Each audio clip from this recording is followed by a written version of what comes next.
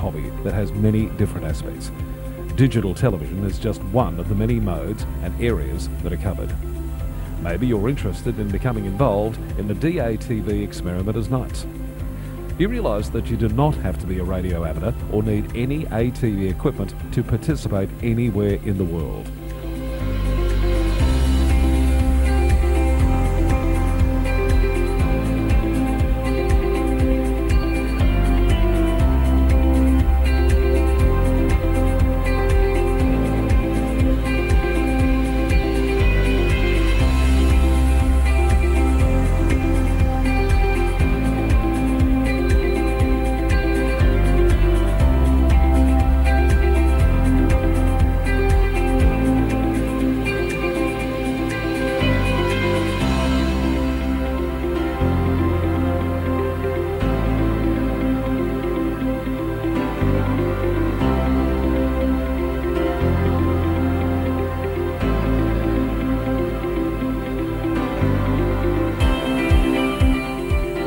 Also participate on the night by coming up to the Queen's Domain club rooms. Yes, right on top of the Queen's Domain in the heritage-listed Coast Wireless station. You never know, we might get you in front of the camera or behind doing one of the many roles during the night. We get underway with our program on a Wednesday night from 7:30 p.m. local time. We'll see you soon. This is VK7 OTC.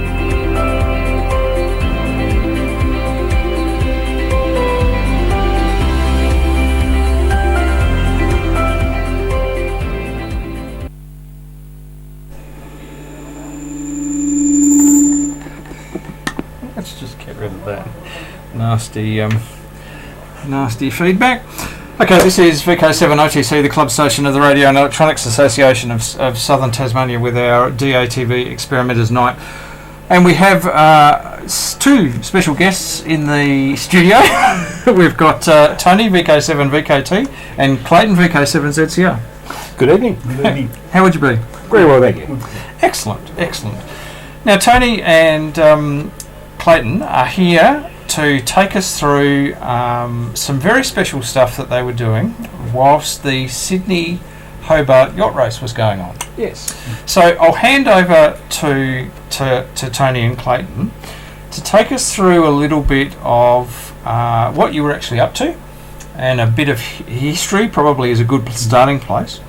And then sort of a bit of the technology, and I'm sure there'll be lots of questions come up on the way through. So sure. Over to Tony. So the history of it started for me in about 2012, okay. And for Clayton just only a couple of years after that, okay. Where I got an email from a guy wondering if we would help assist monitor on the HF scale of things, or the Sydney to Hobart fleet on the way down, okay.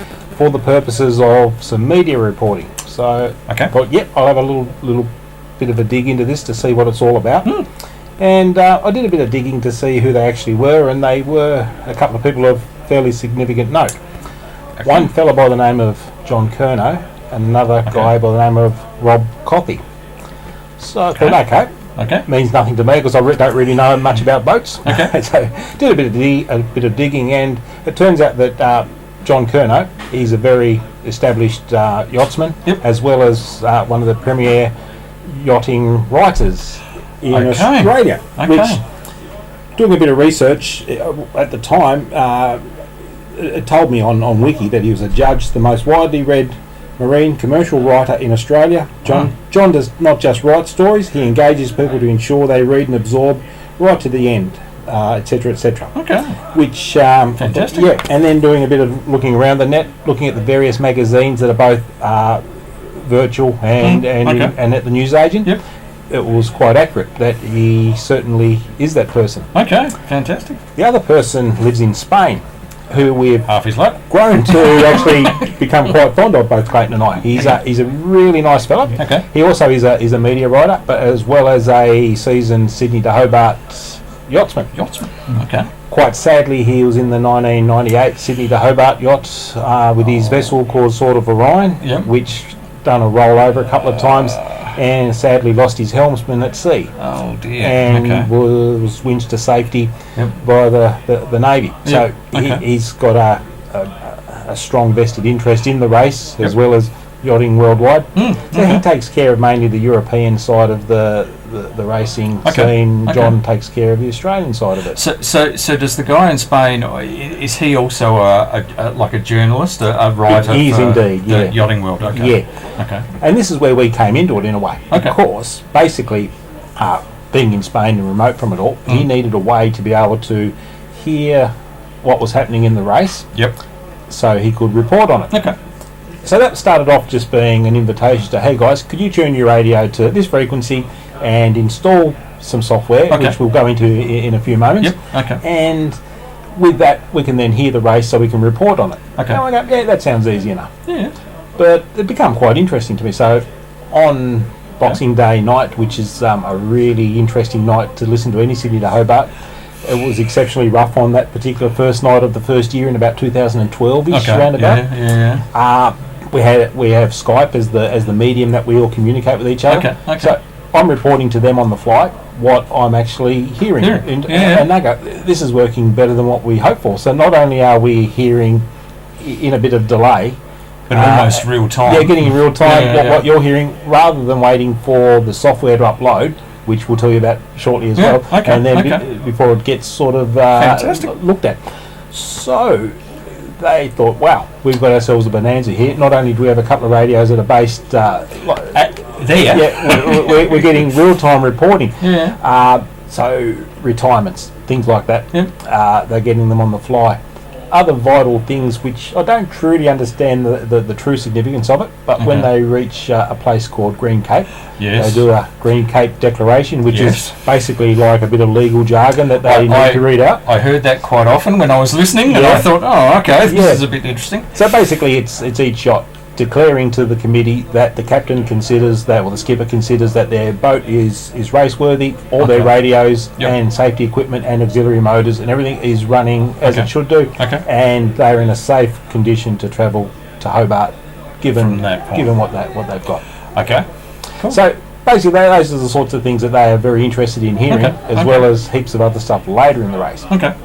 But how do we get that information to them? Yes. Right, so there is a piece of software that we use called BUT, B-U-T-T, with spaces between the B and the U and the D and the T. So I think actually there's an image of it on. Oh yes, hang on there, which is there we go. So that's just how it looks. Let me push that over there. Now, if we head over to just let me be somewhat. There we go. Now, so you can actually see what I'm looking at. There we go. So that's not a screenshot from ours. That's just a generic one off Google. So that's just a free bit of software which is on the surface cheap and nasty, but it does a fantastic job. So what does it actually do? So what it does is it's listening to your sound card or any number of virtual sound cards or virtual cables or whatever else. So it's receiving a little bit of configuration to get it sounding right from your radio levels, your sound card levels and things like that. From within there, we're also recording the whole time that we are listening. Saving it in usually 5-minute blocks. This year was a little bit different because of somebody else monitoring rather than the usual fella. So every 5 minutes that MP3 gets uploaded to the cloud. And then that gets reviewed for any traffic that might be of any significance. But that's going to be at least 5 minutes down the track from when it happened live. What it also does is it also talks to another piece of software called Listen to My Radio, which is a free piece of software which enables you to broadcast to the world. To anybody listening via the app on your phone. And whatever else. Clayton has several of those running in the one hit. We can show that. We can actually show that. Let's go to here. So then you just put the extreme call sign, whatever your username is, and then search for the radio, and then you play. Or if you do that, you'll also insert and then you hear the audio out of that. So this is if something comes through on any of those audio streams, so any of those audio sources. So long as I'm actually logged into the right one. So if you put Clayton 7007 on there, Yep. hit the search for that, then hit that play button. Yep. Anything that comes out on that stream will then come out on that phone. Okay. Fantastic. So basically, they can do that. Even the guys this year overseas actually pulled up them and actually listened to it through that way themselves as well. Okay. But as we explained, it's about a minute in delay. Yeah. So what we're hearing live is actually live in real time. They're hearing it about a minute in delay. But if something really significant happens, and we're listening to it live like we do on Boxing Day night, into the wee hours, we're typing to them in Skype. They're saying, really, did that just happen? Yeah, it certainly did happen. Okay.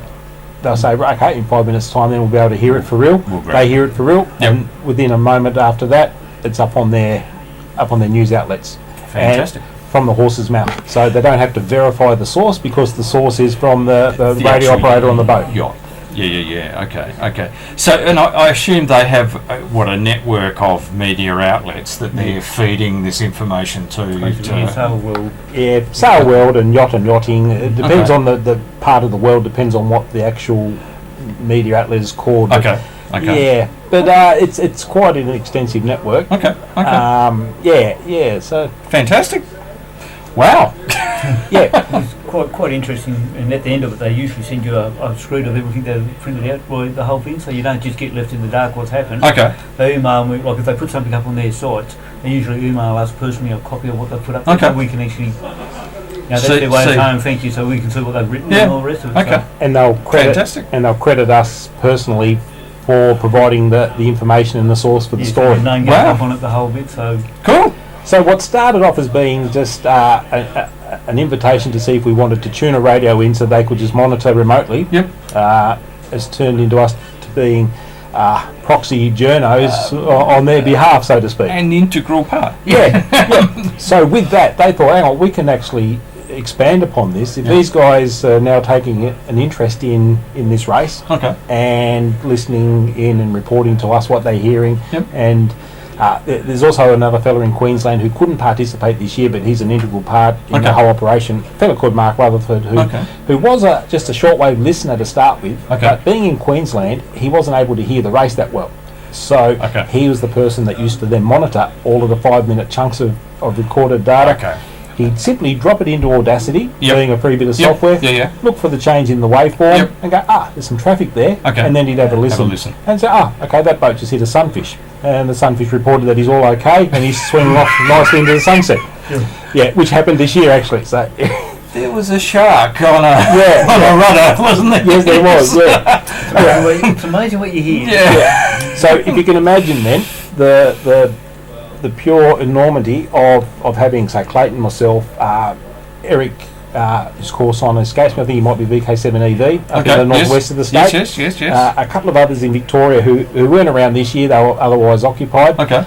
All throwing several streams up, 5-minute chunks of files. This fella Mark has got a gazillion files in front of him every hour to monitor to see if there's any newsworthy traffic in amongst it. So they are sort of fairly reliant on, say, Clayton and myself staying up into the wee hours listening for that vital traffic of like a couple of years ago, Comanche retired due to some damage. A few minutes later they rescinded that retirement and rejoined the race. So these journos are you positive this has happened? I'm 100% positive. I heard it with my own ears because they'd already gone to press that Comanche's out of the race. So breaking Comanche has rescinded the retirement is breaking now back in the race. Stop press. Yes. So it's and it's been growing since then. Fantastic. It's also at times has felt like their needs of us has also grown a fair bit, which isn't draining because we enjoy it. But I guess it's pushing us a bit further out of our comfort zone and getting us to do a bit more than what we used to, which involves also down the waterfront as well now. Okay. So just before we get onto that, because that's a whole different area. Yes. I'm interested in the sort of technology you've shown. The BUT software, which is how you transfer from a sort of a physical source to a stream, and that goes into the cloud, and they can grab those streams. Is there any other technology involved that we you do actually use some audio processing software on our computers so that the incoming, if there is any bad interference, we can try and notch out things like that, just to make it a bit easier for them to look at the waveforms within when they throw it into Audacity. It really is shortwave listening in its raw format. It really is. I guess in a way we have gone to extraordinary lengths to try and get, say, an inverted V sort of tuned up to the best we can to receive. I think Clayton's using a vertical, which some and a horizontal depends.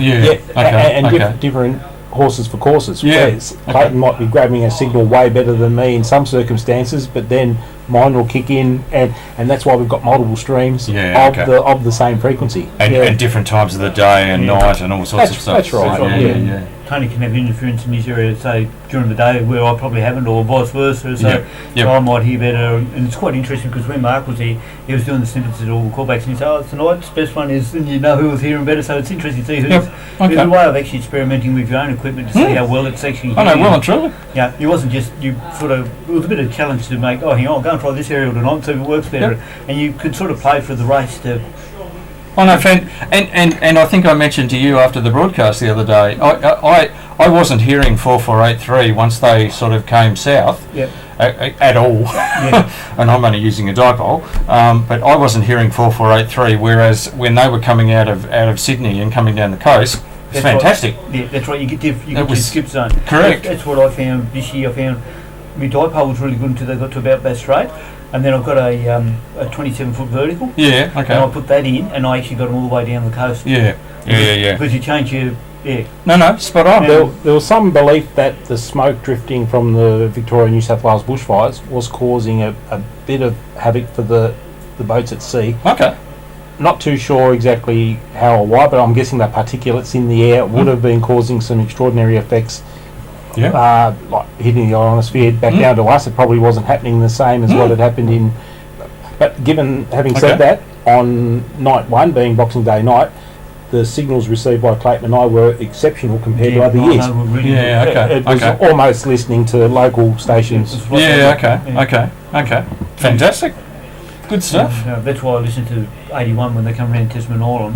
That way they know when the first shot's coming in. We get a bit of warning because it's mandatory they call in when they go around Tasman Island. That's why I stream Channel 81 out. So they knew straight away. They actually sent us a message in the morning. Hey guys, the boat's going around Tasman Island. Do you want to get down the wharf? Okay.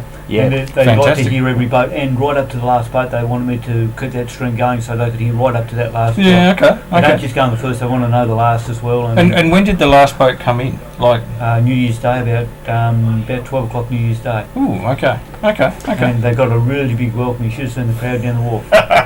So that Tasman Island thing is which they call Tasman Light in yachty terms for whatever reason. And I'm thinking, the rules show that they've got to report in when they're at 0 degrees true of Tasman Light.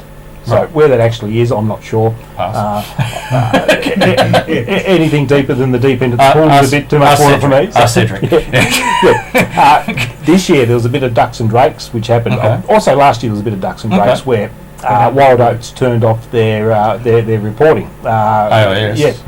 So there was a protest around that, which didn't alter the outcome of the race.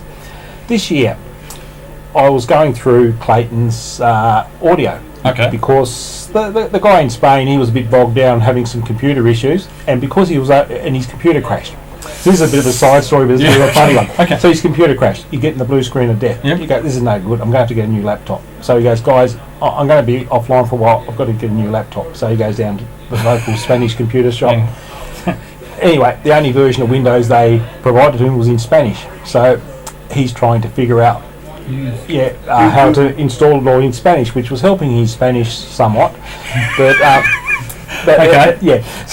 with that in mind, I was assisting him in tagging Clayton's VHF stream at Channel 81. So he said, can you provide to me the times that each boat came around Tasman Light, hit the iron pot, and then hit the finish line for an article I'm about to do? I said, it's no problems at all. So I'm listening to Comanche, that's fine. And then there was Blackjack and Wild Oats and the other one's escaping my mind. it'll come to me soon. But anyway, I'm thinking, where's InfoTrack? It wasn't there.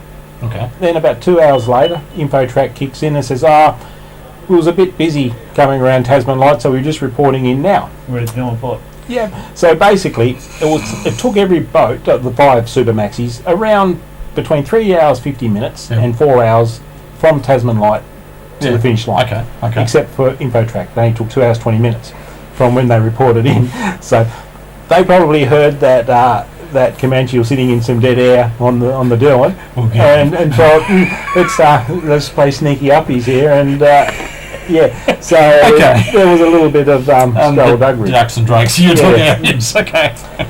But with all things communications based, I guess, you just never know what's going to happen and when it's going to happen. In 2014, I received a Mayday call coming in, where a boat called Mistral was reporting that a plane had dived into the water just in front of them. Yes. And they called Hobart Race Control on HF.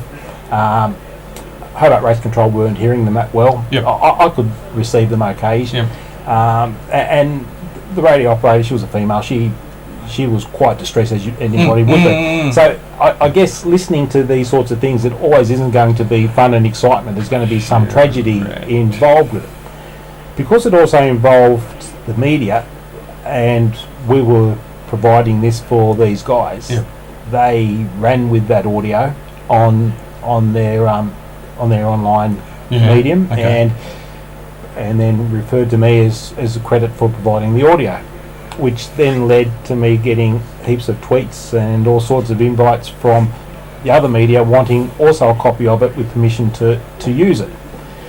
So without a whole long time to sort of think about it all, I did allow ABC and Brent Costello, who also tweeted me, who's from Win News, to use it.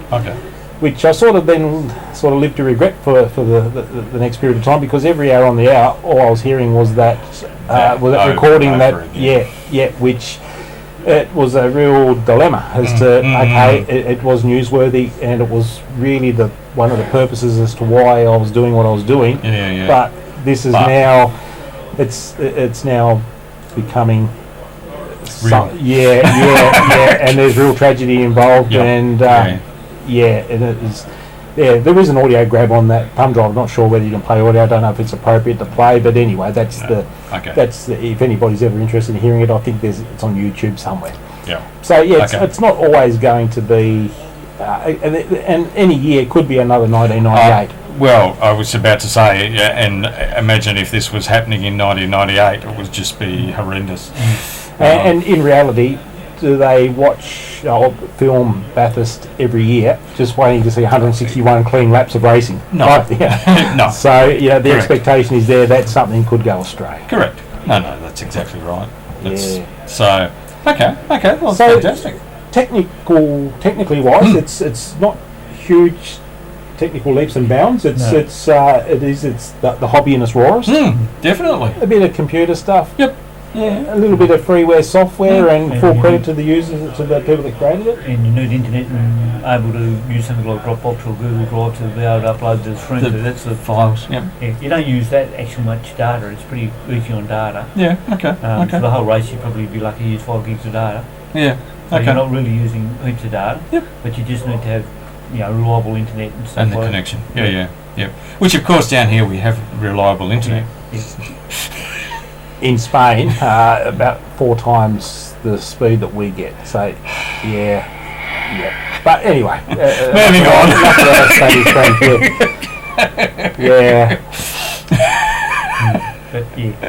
At least we've got something. That's right. That's absolutely correct. And we are lucky in Tasmania that we do actually have an awful lot of fibre to the premises. So I'll just leave it there. Exactly. Okay. No, well, that is fantastic, and it does sort of meld that the hobby of amateur radio. It is the hobby of amateur radio with the sort of the technology, and also another hobby which is sort of hobby, yachting, and one of the premier races in the world. So it's just fantastic. And it was just a bit of a fluke that somebody saw my name, and it may have been due to being part of REAST or something that the WIA published of mine or something like that, where they just thought, we'll throw an email at this guy to see if he's interested. And it sort of grew from there. And it's growing hugely. Yeah. So that's a good segue into, it's growing hugely into another area. It is, where they are now, last year being actually 2018 year, not to be confused with the 2019 year, but in 2018 they asked if I wanted to go down the Derwent to do some photography for them. Which I said, yep.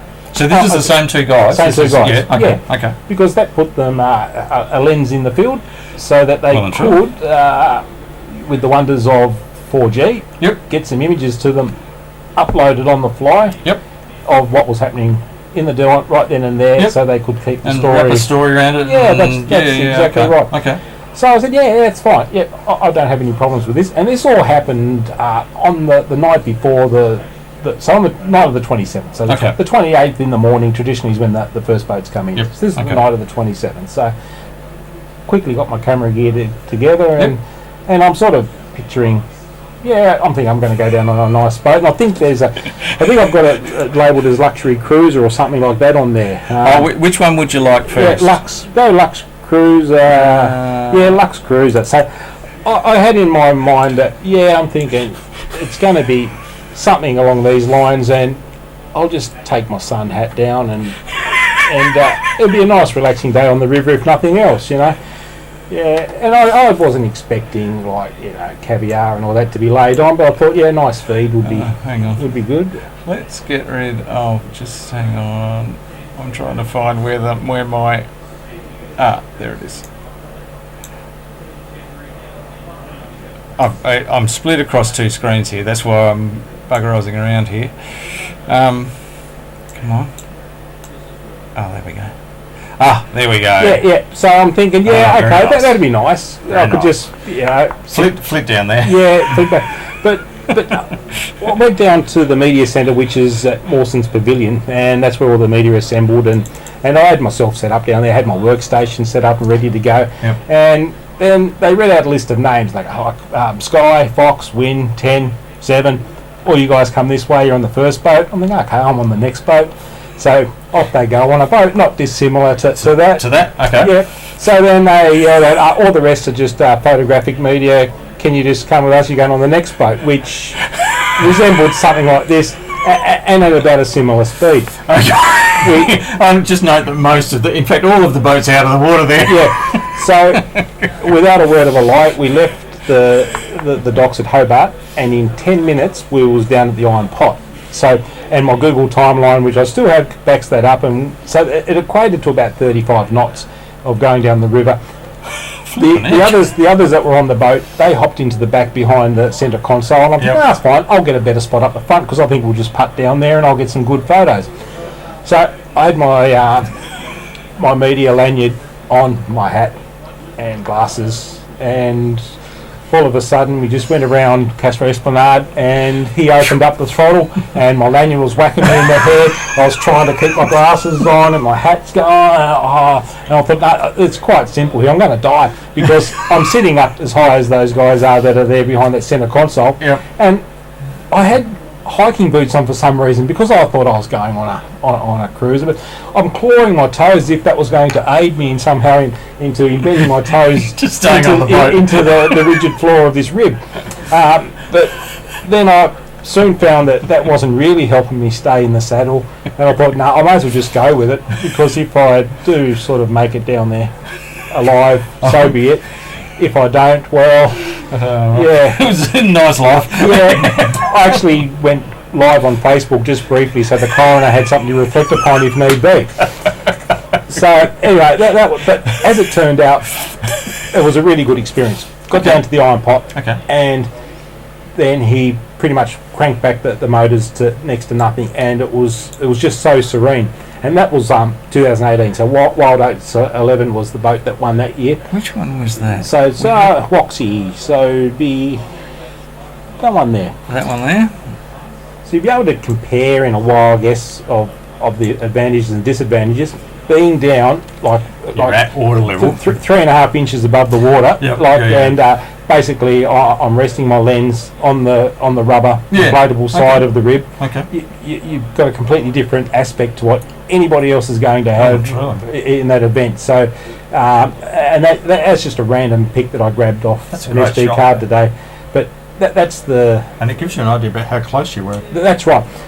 And with the benefit of the rib, some of the photographers that were used to being on such a boat were saying to the skipper, hey, can you just whiz around to the other side, we want to grab some, or can you just go a bit more side on? Yeah.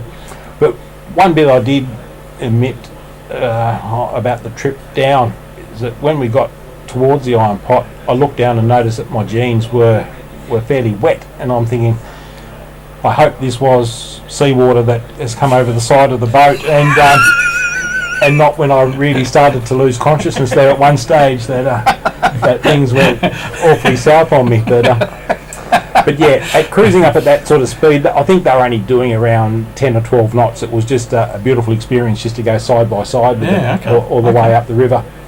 Fantastic. So what Clayton and I do is absolutely for free. It's just a hobby. But payday is you can't buy a ticket like that. Yeah, it's not for sale. It's not for sale. That is fantastic.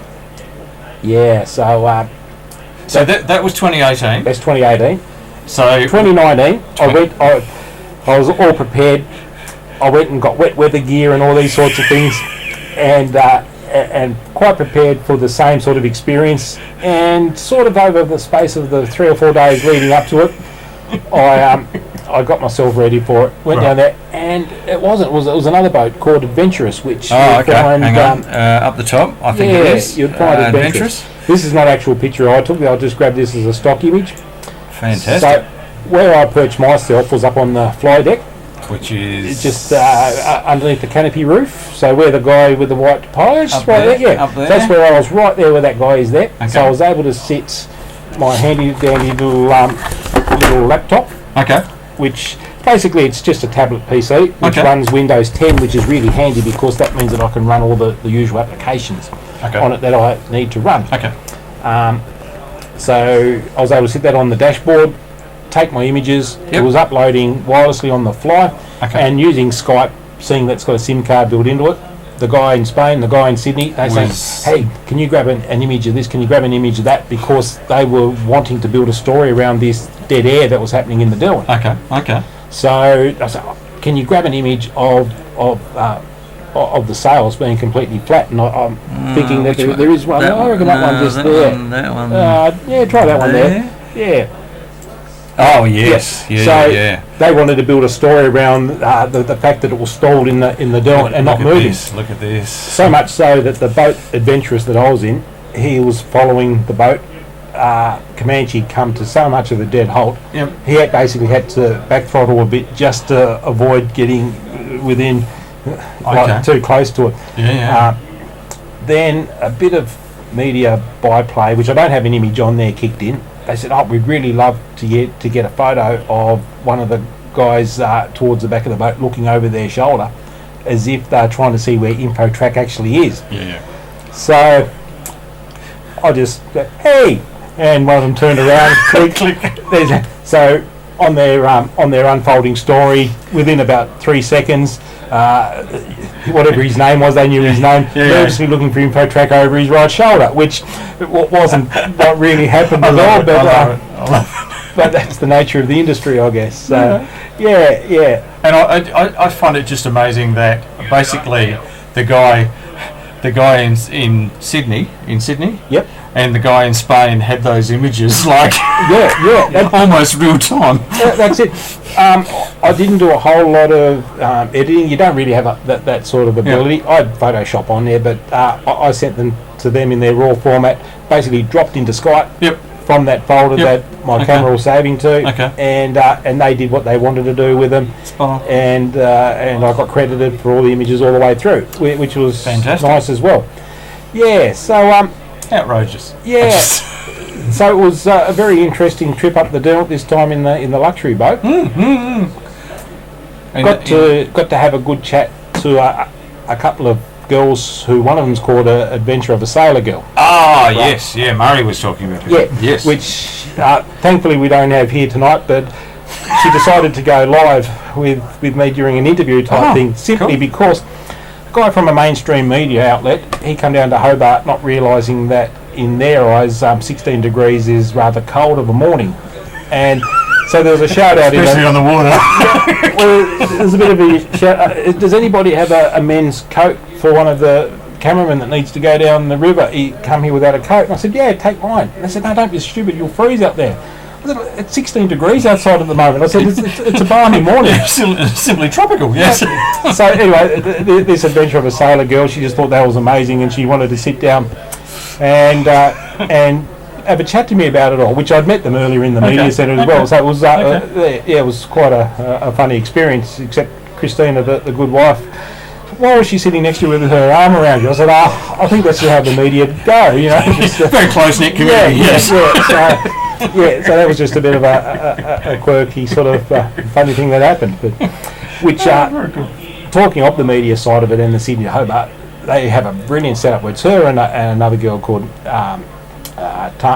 Tanya, I think her name is. Okay. Anyway, they basically use a gimbal and a mobile phone and a microphone plugged into it. Yeah. And their mission was to see every man, woman and boat cross the finish line, which they achieved. So 180 odd? Yep, so they acquired dinghies or Royal Yacht Club Tasmania vessels, whatever was going down to come up with. They went down and live streamed every single one of those. Wow. Yeah, which was it couldn't have happened in past because of technology.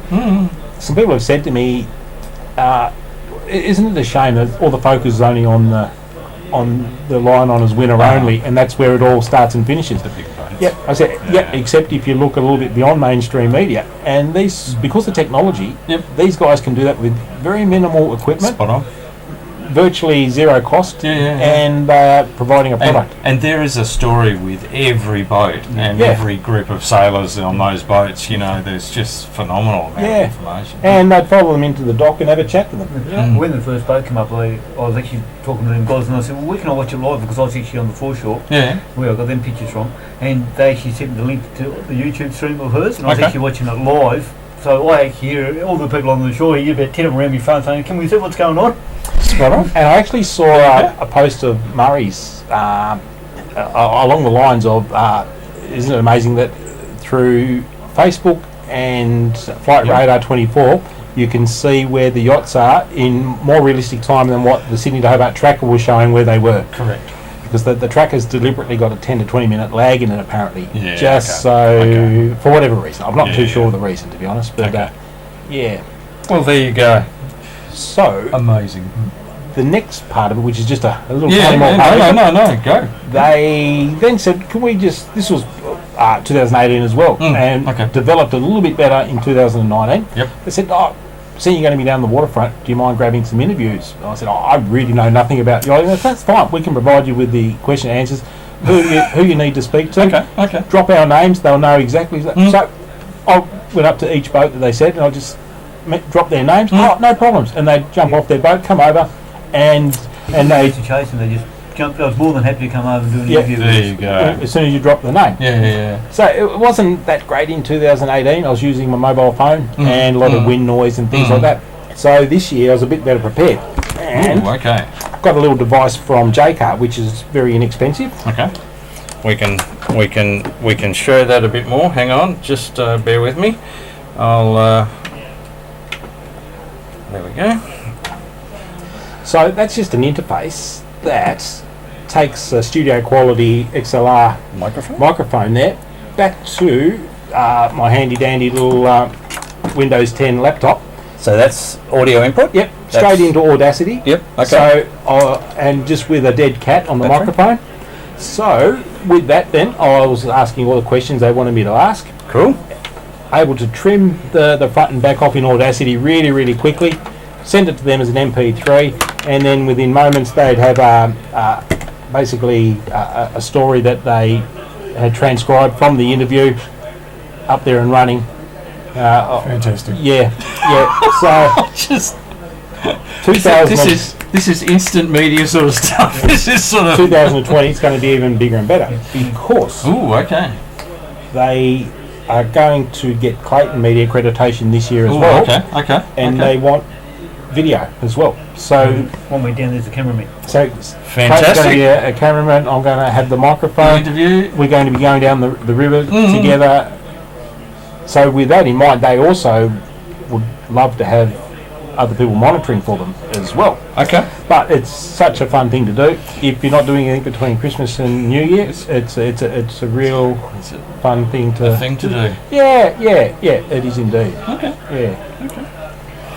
I look forward to the expanded coverage in 2020, 2021 from the ZCR and VKT Yes. team. It's been a lot of fun. Fantastic. Yeah. Well, that is amazing, guys. It's just. Yeah. Actually, it's taken us to. It's given us a ticket to something we would have got a ticket to. Well and truly. While the rest of the crowd is stuck behind some barrier fences, looking down on it. Yep. We're down on. You're in the action. We're getting covered with champagne. And our equipment as well, unfortunately. But you're feeling that excitement that you're actually you see, you know, in the news at night or whatever else. But you're actually in the action. And just by asking some random questions to some of these people, they come out with some answers which you wouldn't expect, which end up being very newsworthy. And I just threw at the skipper of Blackjack, Mark Bradford. His name is just up. So what happens next with you on the boat? And he goes, probably the sack if the boss gets his way, but no, we've got a 2-year commitment to go around Europe, and we're going to do this, we're going to do that. And it was like he was revealing something. He said, but however, we did come down and think we was going to win this year. Yep. Look out for 2020, because I think now we might be doing it again. So it was just probably the right question at the right time. Correct. And it was like he spilled his beans. And the guys... And you got the scoop. They went with it. And they said, he said this tongue-in-cheek because they weren't going to, I guess, hold him to being a quotable quote, but they still reported on it. Well and truly. Well and truly. Yeah. Good stuff, Tony and Clayton. Fantastic. Yes. Fantastic. Now, I think Clayton has a very nice bit of video here that will show you some excerpts from. So let me just. If you pull that screen along, it's actually up, see that top bar there, you just pull that along and let you go through a bit quicker. Oh, okay. You might have to tap it, just there you go. So what we have... This is looking direct into the sunlight, which I couldn't see with the naked eye, and I actually could see from your phone, So this is Comanche? Yes, this is the... And you can see the helicopter above, and this is, like I said, I could not see it with my eyes because of the glare off the water. You just tap it, you'll get that, and you'll see, if you just pull that along there, you'll see it actually plays quicker. You can go right back over to the other side of the river. And that's them going away. They're actually coming towards us here. Because they sailed all the way over to Kangaroo Bay. And we went right over the other side of the river and then come straight across the finish line and basically come across in front of... And as you can see... Oh, there we go. Then they tack. That was it. Just when it dropped that sail, that was it. It went over the finish line. If you actually play that last bit there, you'll actually hear the gun go off if the volume's high enough on the phone. The top button.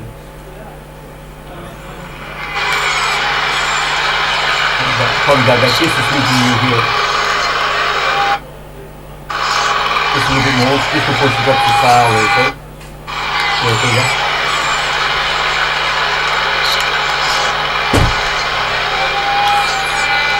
There you go, there's the sign, finish line, see? That's pretty snazzy, that rolling up of that. It's like they've done it once or twice, isn't it? Yeah. I have a feeling that might be motorised. But talking of the technology stuff, one of the images on here, if you don't mind me just grabbing your laptop. That's all right. There you go.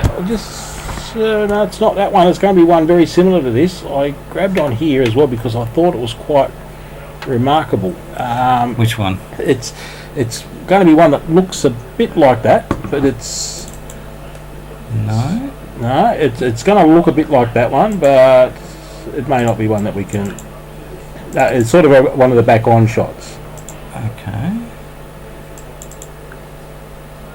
No, one that's probably just zoomed out a little bit more than that. Alright.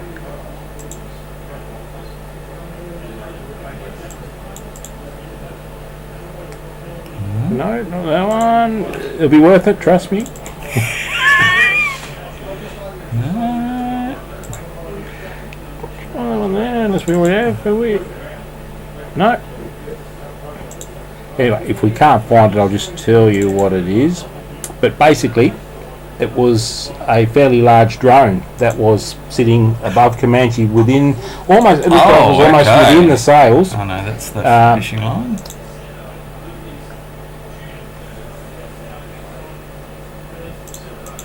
I think we've had that one. No.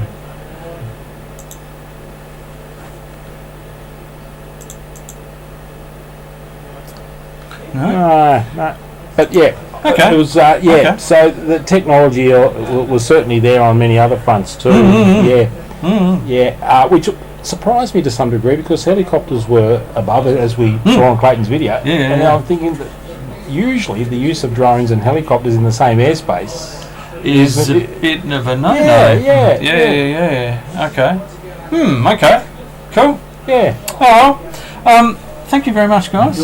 Look, That was absolutely fascinating, and I'm glad I got you into the studio, and I look forward to 2020 and the expanded coverage. well, as we had loose discussion on the repeater, there may even be the possibility that Clayton and I might be able to even do An outside broadcast. From down to the waterfront through your DATV facilities I love here, and even if it happens to coincide with a Wednesday night and we walk around and show what we've seen. Yeah, I love something like that. The possibilities are there. There's all sorts of stuff with cameras and a bit of RF from down there. No, spot on, and we've got the ability to grab a 1296 digital or analog stream. So well and truly. There's a couple of big vans down there with these movable antennas. I thought we could just swing one around a bit. I saw them. I did actually see them when Ruben and I went down to have a look at the boats. I don't know how they'd sort of react to that. I don't think they'd be too impressed with that. Yeah. Anyway, fantastic, guys. Thank you very much for coming in, and thank you for bringing in the toys. Hang on, I'll give you that. Thank you. And if I've got a little bit of show and tell, if you just wanted to. Here. Okay. So this is a pair of headphones that I've recently acquired. Very interesting. They're called Neura, and they're manufactured, or they're actually developed by a Victorian company. Let's go to there, and we'll zoom out a bit further. And they're a little bit different because, as you can see, they've got the inserts of them are like earbuds, except so they're very much a personal headphone. Semi-rigid. Yeah, so you insert them into the ear, and the outside cups become pretty much like a subwoofer effect. Oh, okay. Yeah, they're active in that. Hang on. Let me turn that on. They've got several different modes. Oh, that's a bit better. So they can be full noise cancelling. Okay. Or they've got a social mode kicked in, so that you're hearing the outside world with a reduced audio volume, so you're hearing the beep beep beep of the traffic lights, all the other noise around you coming through, amplified. Yeah. Very nice. Yeah. So they're a little bit interesting, and the setup takes about 10 minutes because they tune themselves into your ears. Oh, okay. So they're doing a ping and pong effect with the eardrum until they at all different signal and frequencies until they find the optimum of what a person of 54 years of age can hear compared to a person of 18. So and when you place them on your ears, my wife has tuned them into herself, so has my son. Okay. It knows who you are based on the signal that it throws into your eardrums, and it'll say, "Welcome back, Tony," or "Welcome back, Samuel." Oh, that's scary. Yeah. They're around $500 each to buy, but you can rent them for like $9.90 a month for 1 month or for 100 months, whatever you want to do. It's up to you entirely. Okay. So, for an expensive headphone, they actually it can be very affordable. Wow. A bit strange to start with because of the bit going into the back of your ears, but Yeah. But then I use earbuds, so I'm used to having something sort of stuck in my ear. Yeah, so. and they're fairly weighty. So yeah. Well, very nice. Yeah, so that was just a little toy that I thought I'd share with you guys. Oh, definitely. Yeah. Amazing. Great. Absolutely amazing. Well, that is fantastic. Thank you guys for coming in. Thank you. And can I get you to go and grab Richard and send Richard ZBX To the principal's office, yes? to the principal's office, something like that. Thank you very much. And this is VK7OTC, the club station of the Radio and Electronics Association of Southern Tasmania, with our ATV Experimenters Night. We've got, if I go to there, that's probably a bit better. So what I'll get is Richard to come in, Richard VK7ZBX, because we've been doing a bit of a promo of the Summer VHF UHF Field Day, which is in a couple of weeks' time on the 18th and 19th of January. Yep, come in, Richard. Come in. I brought a partner in crime. Okay, well, I've got 2 seats here because I had two people in here before. So, so what I will do is go that's to a big dish. So there and there, so that's what we're actually looking at. Ooh, So I have VK7ZBX, who is a regular contributor now, I can say that, as well as another regular contributor, which is Hayden VK7HH, into the studios. Good evening, people. Happy New Year and all that. Oh no, we said that, didn't we? No, we said that. We had a Happy New Year last week. Now, this is about a bit of a promo for the Summer VHF UHF Field Day, so I'll hand it over to you guys to do the spiel. Do you want me to just read it straight up? I don't Yeah, just ad lib and, you know, all that sort of stuff. Yeah, so we've got the field day coming up, not this weekend, but the weekend after, 18th, 19th. I think the consensus is we're going to do it Saturday from the start. I believe 8 so. hours. I believe That's- so. sounds So I like a don't great think idea. there's going to be that many people dedicated to 24 hours. No.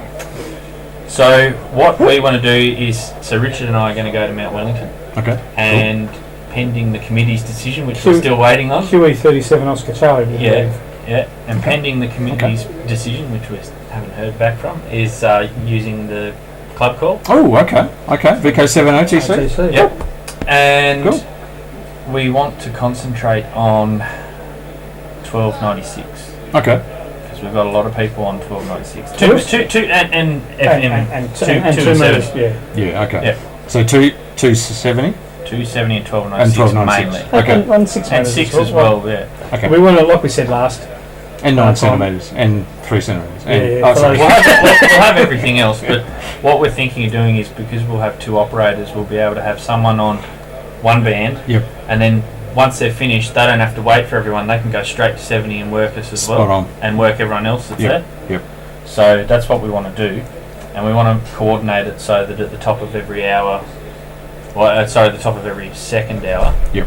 we make sure that everyone's ready to go again. So this was the structure you were talking about Yeah. last week. and if Putting not a sort bit of of whooshing structure. away, following the next sort of shiny Yeah. operator down the road and then leaving everybody else sort of like, oh, so what band's he on and where'd he go? And Okay. while I think about it too, we did discover that if you're going to be a rover, you have to rove between 4-digit Yeah, groups. 4-digit locators. Not 6-digit Not locators. sure your take on that, Justin. 4-digit local. Ooh, So that's a Q- bit of a challenge in Tasmania. So QE37 and QE36, Yep. you can rove in Hobart to Kingston, Yep. or from Hobart to, say, down the peninsula somewhere. Yep. Okay. Um, But yeah, it's So we're in 37. Yep. or 47 if you really can. Now, can you just zoom in here to Pirates Bay for me, which is... We also found out too. No, that's it there. Oh, no, hang on. No, it's down here. Yeah, so there's QE36, QE36. Yeah, okay. You No, can there's get the- QE36. We also, 46 out here if you want to sort of wait till low tide. we also found that The end of Cape Hoy, because that's where Rex went when he did the DXpedition. Right on the end of Cape Hoy. We also found out that QE36 and 37, the line runs directly through Alan KAJ's corridor in his house, he reckons. Wow, okay. Cool. That could be just urban legend, though. So he can jump from one side of his house to the other. That's right, and he can be roving. But anyway, that's just what we discovered. Well, that's based on I was just going to bring the rules up here, and it is in fact a field day. So what we want to do? So we want to do. We reckon around town we'll do FM. Okay. Yes. And then what we'll do is we'll switch the sideband for further out. Yeah. Okay. And look, again, as we said last week, we want to try and work everybody that's got like a handheld or something. If they want to go out to their car and be mobile, most people are just going to have channel 50 or 439. Yeah.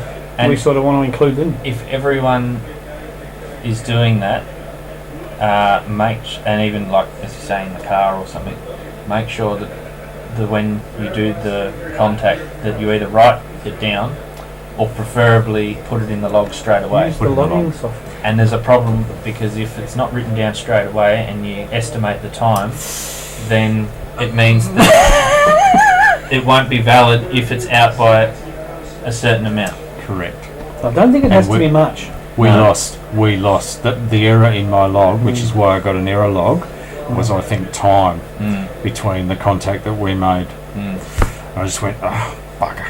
Yeah, and I think I got a couple too with like in the logging software. If we're talking VKCL, it's very easy to forget. I don't think it matters too much, but the mode, because it defaults on the last mode. So if you switch from sideband FM quickly and then back, and I've been caught out a couple of times. Yeah. Okay. And there's no real way around that. No, you can always go back and edit it, but you got to remember that. But you also have to remember that's exactly right. So and when you've made about 30 other contacts in between, forget it.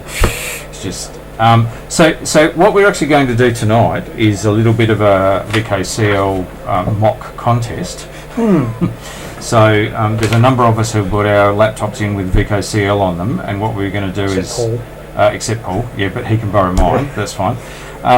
And we're going to set up a little mock contest so that we'll shout out contacts across the room and actually log them as we go.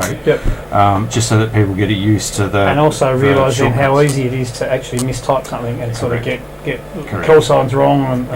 And at the moment too, we're also watching very keenly the Hepburn charts because there's been highs moving across from the Bight and they move in and then over Tasmania and then they go out into the Tasman and then the next one comes along probably a week later or a week and a half later. So if one time's up, there may be some potential cross Bass Strait, but maybe even to ZL. Trans-Tasman, yes. Because it was we weren't very high when we worked ZL. No, we weren't. So anyone in Hobart, I reckon, could have worked on that day. Yeah. Okay. In fact, we were talking about the field day error log. Yes. So I've just brought mine up. I think that was everybody's statistics. That was the other one, crossband. People forgetting to switch from 2 to 70. Yeah. Okay. So there's one I lost. Call incorrectly copied, QSO removed. Which one was Paul? And I think that might have been me having a moment. But this one here's the killer on 10 gigs. So I lost 1,132 points there. Lost 153 points there. Lost 413 points there. And it's because you said your number was 041, but he took it as 14 rather than 41. That's right. So sometimes even when you're contesting, it might be a good thing to repeat the number a few times. Yes. Rather than just rely on it. Rather than saying you're 59041, just go 59041. That's 41. Well, and even here, and thank you for your 41. This is I give you. Oh, okay.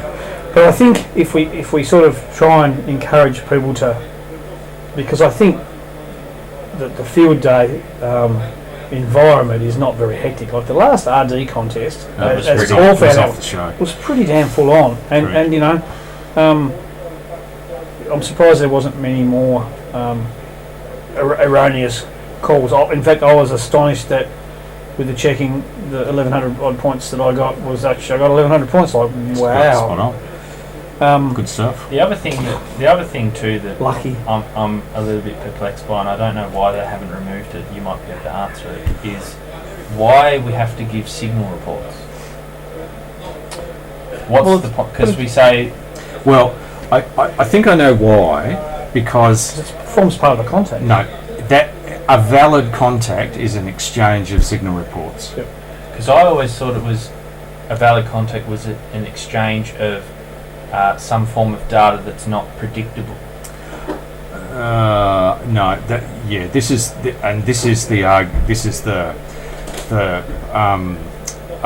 look ahead stuff in WSJT that we're talking about there. Relying on other information. Because it was just, because a lot of people just say 5'9", they're not really 5'9". I think it's not so much the fact that, because you're right, a lot of people do say 5'9", but if you give someone 5'9", you've got to make sure that, or they've got to make sure they write it down as 5'9". Yeah. And I think that's the trick. What I always try and do is even though our S meters are a little bit, if someone's 5'2", there's you sort of try and be as accurate as you can. But I think good practice too is as Justin said earlier, is thank you for your 59014. My number to you. Or QSL, your 5 and 3 to basically just confirm. Repeat it. That's the make sure you heard it right. Yeah. So they've got a chance of correcting it if it is wrong. Especially on the higher bands. Yeah. Not so much on the lower bands, you can probably get away with it, or the shorter distances. But on the higher bands, you definitely want to make sure those numbers are correct. And the FM contacts, you probably, the side SSB. bands. See, Rex had when he worked one of the guys in Launceston on 10 gigs, he sort of like the signal reports were 3x1, and as it turned out, he thought he was working Peter, and he was actually working Andrew. And the good thing though is that if you're working on locals and you know their voice, and they are weak, sorry, not locals, but you know them, you can pick out what they're saying, even if it's very weak. And who's saying it. Yeah, and who's saying it. Because we had that with Peter. When we exchanged contacts on, what was it? It must have been 3.4 gigs or 10 gigs or something like that. I couldn't tell what Andrew or Ross were saying, but I could tell what Peter was saying because I was used to Peter's voice, but not the others. Yeah. And some people's voice it is just in that frequency range where it's much easier to pick it up. And I cite when Ruben and I do SOTA activations, I can talk to somebody and raise them and give them a signal report and the whole bit, and Ruben talks to exactly the same person and his voice range is much higher and they have much more trouble. And he's shouting into the microphone. The ALC. That's right. He's up there. But it's and it's just the range. That's the frequency range. So okay, all right, cool. So we'll go from here and we'll head out there to do some VKCL playing. So thank you very much, and I suppose we could put a bit of a challenge out to all those people who built 1296. Yeah, we want to hear all the people antennas that have got 1296. And we want everyone to put, if you make one contact, put in a log, and it takes literally 30 seconds to put in a log. Correct. 30 seconds. Correct.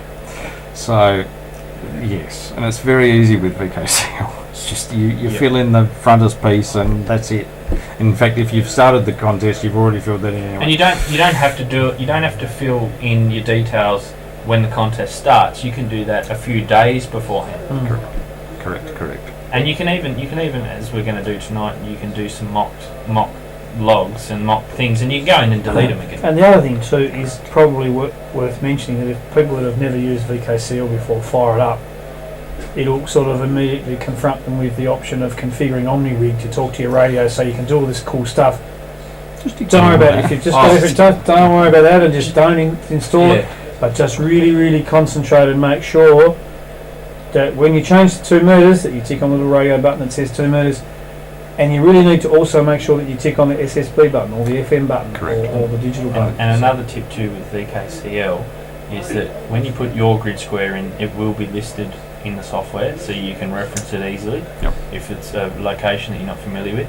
But also, if you've already worked someone, you only need to ask them for their grid square once, because in the software it will remember it. So if you go to another band, you don't need to get them to tell them. As long as they're not a rover. Correct. As long as they're not a rover, that's right. Correct. But most of the time they'll say that they are a rover.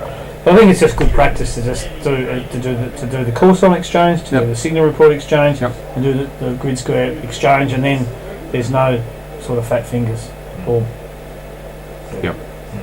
And one of the really nice features with VKCL as well, as you get used to it, and this is after a while, are those shortcut keys. Yeah, the F7, F6. Correct. keys, So yep. just get used to them because it does speed things up quite considerably. So And just even other stuff, if you're waiting for a contact and you haven't made one yet, just fill in VK7.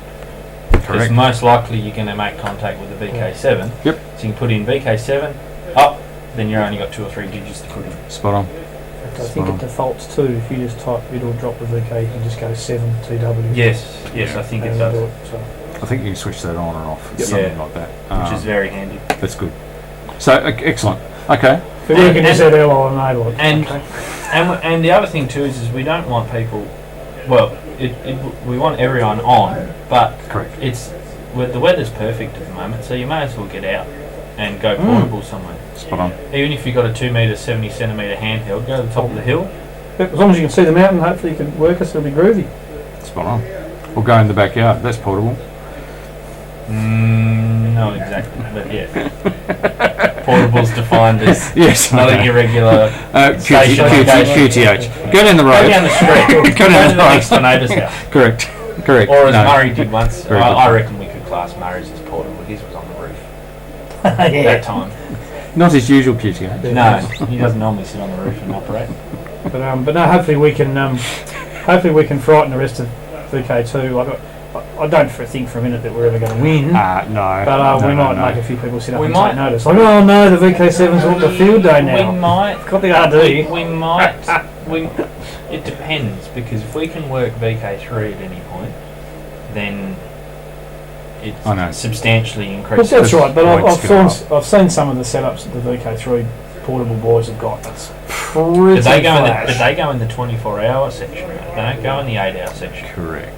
They have a pretty, they talk about stacked antennas and sort of 400 watts And multis. And Yeah. So they're serious. They're serious about it. See, even one day we could get that serious. We could just get 10 operators up there, and we'll have to talk to the council about making that area a bit bigger. we'll have to get them to put a little hut up there for us. Yeah, that's right. It is a good spot there But though, it is. because no one can really pull off and find out what you're doing. The only problem is if you're operating 10 gigs and you've got 60 watts coming straight through the car when they drive past, they're looking, Keep going. get out of the way. Yeah. Just My keep signal's gone down. Get out of the way. going. Just leave the stripe down the side of the Yeah, car. do you want your eyes? Do you value your retinas? All right. That is fantastic, guys. And the challenge is out there to all those people who built 1296 antennas. Yeah. Get out there and use them, please. Please. And when you use them, once you've used them in the contest, put in a log, please. Yes, put in Please. a log. We'll send Hayden round. What am I going to do? I don't know. It sounded good. Commandeer their PC. Well, see, even if you're doing a paper log, just make sure that you get the time and all the details right, and put it in the log later if you're in the car or Correct. whatever. Correct. Just use your phone clock because that'll be as accurate as you can be. And the time is in UTC; it's not in local time. So you will have to convert it if you write it in local time to UTC. Correct. If you don't have that available. Or you have a world clock like on an iPhone. Well, even phones have UTC. Correct. So. Correct. So. And it starts at 1 UTC. 100 UTC, which is 11, which is 12 o'clock. 12 noon. 12. Yep. 12 noon on Saturday goes to 12 noon on Sunday. Yeah. And it's unfortunate because over the last few years we've noticed that if there are any conditions across Bass Strait, they normally happen on Sunday morning. Okay. Because that's what happened. Where enthusiasm is very low. And that's what happened with the Summer Field Day last year. That's right.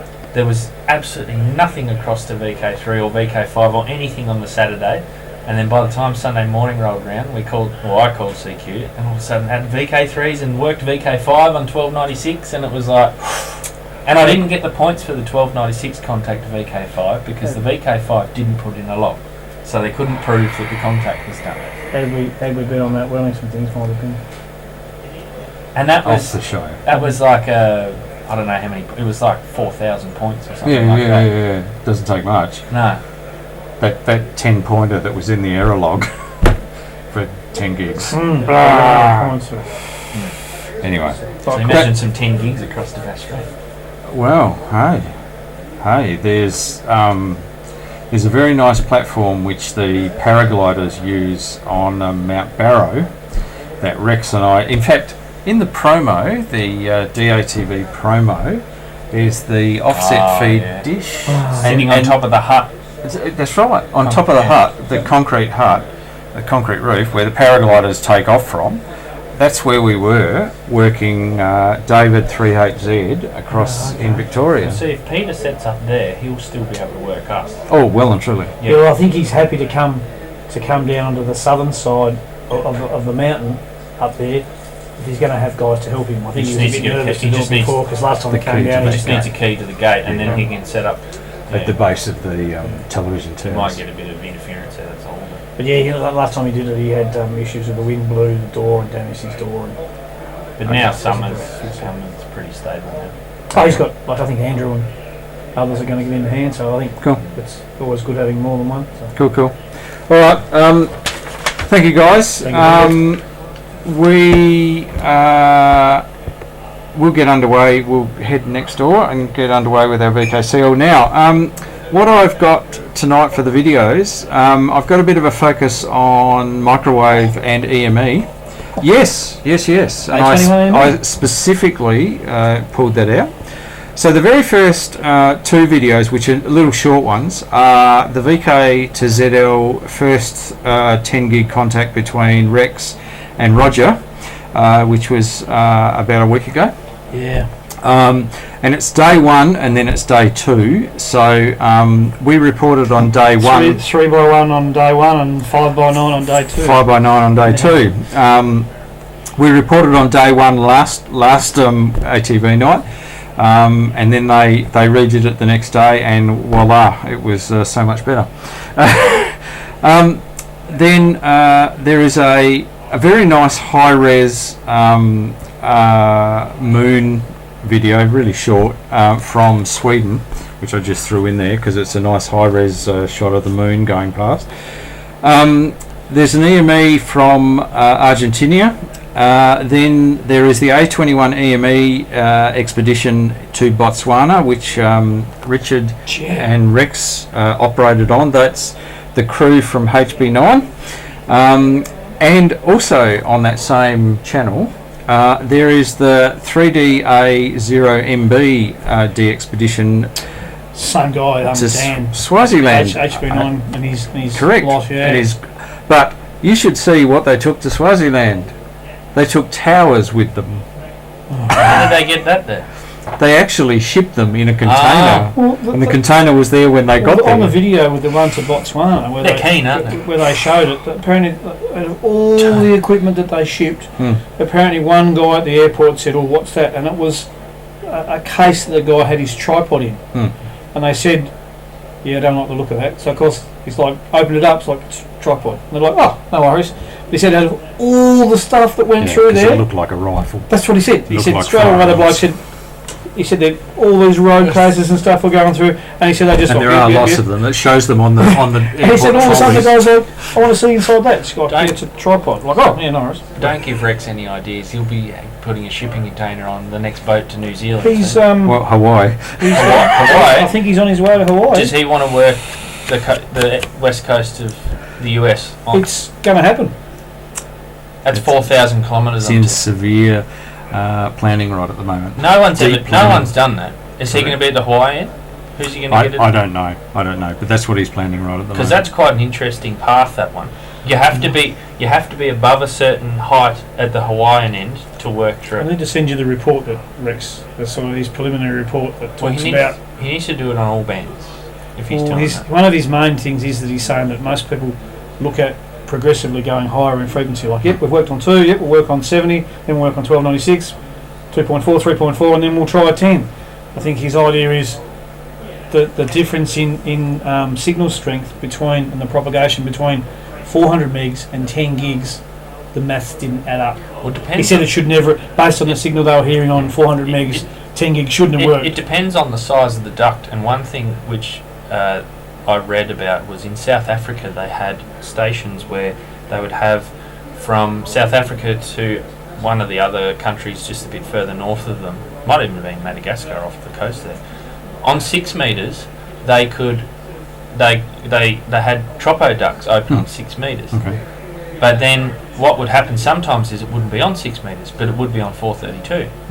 Okay. And it's because it must be maybe the duct size. Geometry. The waveguide is a lot smaller. Angle of entry. And so you're trying to get in with this large wavelength into a small duct, and it's not carrying it. Yep. But then you operate 10 gigs, and it doesn't matter the size. Correct. If the duct's really small, 3 centimetres. Multiples of wavelengths. As long as you hit it at the right angle, you're going to get into it. Yeah, and that's what Rex was talking about the other day, because it was that angle of entry, the best angle of entry.